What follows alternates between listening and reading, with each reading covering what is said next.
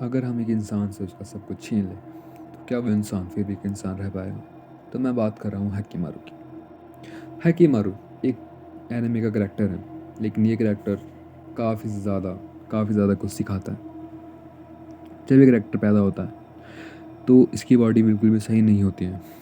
इसकी बॉडी में सिर्फ हड्डियाँ ही हड्डियाँ होती हैं। जब हैकिमारू बड़ा होता है तो उसकी मेन गोल यही होता है कि उसको अपनी बॉडी वापस चाहिए, रिवेंज चाहिए। और एंगर से भर जाता है हैकिमारू। हैकिमारू को जब प्यार होता है एक लड़की से, उस लड़की को मरवा दिया जाता है। हैकिमारू को उसके माँ बाप बचपन में ही अबंडन कर देते हैं मरने के लिए। इस वीडियो में मैं हैकिमारू की लाइफ बताऊंगा। तो इस एनिमे का नाम है डोरोरो। सो इस एनिमे को मैं एक्सप्लेन करूंगा नेक्स्ट वीडियो में अच्छे से, लेकिन इस वीडियो में मैं हैकिमारू की पूरी लाइफ जर्नी बताऊंगा, स्टार्टिंग टू एंड। स्टार्टिंग में हमें दिखाया जाता है कि हैकिमारू जब पैदा होता है उसकी बॉडी बिल्कुल भी नॉर्मल नहीं लगती है। वो बिल्कुल नॉर्मल नहीं लगता है, उसकी बॉडी में सिर्फ हड्डियाँ होती हैं और कुछ नहीं होता है। और उसके माँ बाप जो है उसको एक नदी के किनारे छोड़ देते हैं मरने के लिए, लेकिन वो मरता नहीं, ज़िंदा रहता है। उसको एक डॉक्टर देख लेते हैं जो होते हैं जुकाई, उनका नाम जुकाई होता है। एंड वो डॉक्टर हकीमारू को अपने पास रख लेते हैं। एंड हकीमारू को नकली हाथ, मुंह, नाक, आँख लगाते हैं जिससे उसको जीने में मदद मिलती है।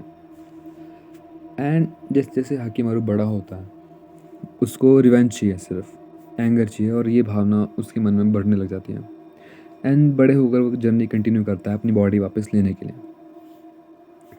तो वो अपनी बॉडी वापस लेता है डीमंस से। जैसे वो डीमंस को मारता है उसको थोड़ी थोड़ी उसकी बॉडी वापस मिलने लग जाती है।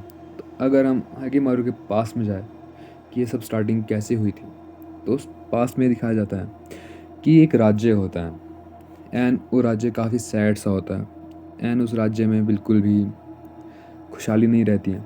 वहाँ के लोग मरने लगते हैं, वहाँ पे फसलें अच्छे से नहीं होती है। और वहाँ के जो राजा होते हैं डाइको कागे मित्सु, जो हाकिमारू के पिता होते हैं, वो बिल्कुल भी उनको समझ नहीं आता है कि क्या करें जिससे कि राज्य वापस से हरा भरा और खुशहाल हो जाए। तो वो डील करते हैं डेमंस के साथ। और डील ये होती है कि जब उनके घर में पहला बच्चा पैदा होगा तो वो उसकी उसका मतलब सेक्रीफाइस कर देंगे, जिसकी वजह से वो डेमंस में बढ़ जाएगी उसकी बॉडी, हड्डी को छोड़कर। एंड राज्य जो होगा वापस से हरा भरा और खुशहाल हो जाएगा। एंड ऐसा ही होता है। तो इसलिए हाकिमारू डीमंस को मारता है, जिससे उसको उसकी बॉडी वापस मिलने लग जाती है। एंड ये एनिमे यहाँ तक चलता रहता है। एंड जब हाकिमारू की जर्नी स्टार्ट होती है तो उसको जर्नी में एक बच्चा मिलता है जिसका नाम होता है डोरोरो। एंड डोरोरो काफ़ी शरीफ सा बच्चा होता है। वो हाकिमारू को जब देखता है तो डिसाइड कर लेता है कि वो उसके साथ अपनी जर्नी कंटिन्यू करेगा। एंड हाकिमारू वैसे तो कुछ देख नहीं पाता है क्योंकि उसकी आंखें उसके पास नहीं होती, लेकिन अपनी सेंसेस की मदद से वो सब कुछ देख लेता है। वो देखता है कौन अच्छा है कौन बुरा है, तो उसको डोरो अच्छा लगता है, तो इसलिए वो डोरो के साथ अपनी जर्नी जो है वो कंटिन्यू करता है। एंड डोरो और हाकिमारू आगे चलते रहते हैं गांव बाय गांव। एंड गांव गांव में जाकर वो डेमंस को मारते रहते हैं। एंड हाकिमारू को उसकी बॉडी वापस मिलने लग जाती है, लेकिन हाकिमारू को अभी भी पीस, शांति नहीं मिलती है। एंड जो हाकिमारू होता है उसमें जो रिवेंज होता है, जो एंगर होता है, वो बढ़ने लग जाता है। जैसे जैसे उसको उसकी बॉडी वापस मिलती है वैसे वैसे उसको रिवेंज और एंगर उसका बढ़ने लग जाता है। एंड ये आगे चलकर एक जगह पहुंचते हैं। एंड डोरोरो और हाकिमारू की मुलाकात होती है एक लड़की से जिसका नाम होता है मियो। एंड हाकिमारू को पहली बार कोई इंसान काफ़ी अच्छा लगता है। उसको पहली बार लगता है कि किसी के पास रहकर उसको बहुत सारा पीस मिलता है।